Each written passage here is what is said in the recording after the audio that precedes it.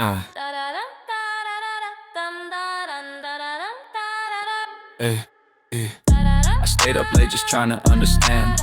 Not hunting for drama, just truth in my hands. They said if you want the facts, don't chase the street. Go to the books we trust, the ones we keep. So I opened Sahih al-Bukhari, the one they prize. Then Sahih Muslim, the second they cite. I'm not quoting enemies, I'm not twisting lines. I'm reading what's printed, word for word in time. And the first shock drops, plain and direct. Bukhari says 6, Muslim says 7. 2 starts, 1 story, and both get defended. 6, 7, that's what their records say. Not a rumor, not a meme, not a clip on replay. If this is guidance for everyone across every land, why does a child's age sit right there in the plan? 6, 7. And I'm asking you straight, if truth is holy, why protect what we call abuse today?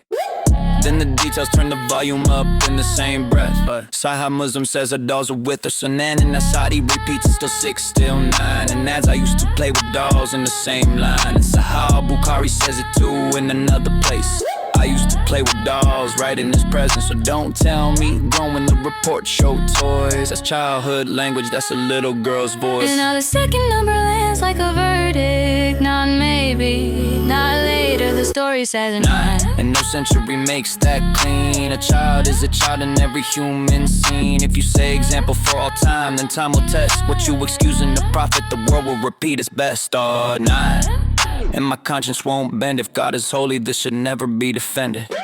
Now I hear the martyr rescue, she was older, relax. A safer sounding story built with timeline math. But here's the contradiction you can't just erase. You're fighting the numbers while keeping the dolls in place. If you keep Bukhari and Muslim as your goal, you don't get to rewrite them when the claim turns cold. And if you say the plain reading can't be true, then admit the foundation shifts when pressure comes through. And even the Quran Surah at Talaq 64 speaks of waiting periods for those who have not menstruated. A category the old commentaries apply to the very young. That's a system, not an accident, openly written. But Scripture speaks protection when it talks about the weak. Defend the helpless, speak for those who can't speak. Jesus welcomed children, warned against harm in the least. So holiness looks like shelter, not childhood grief.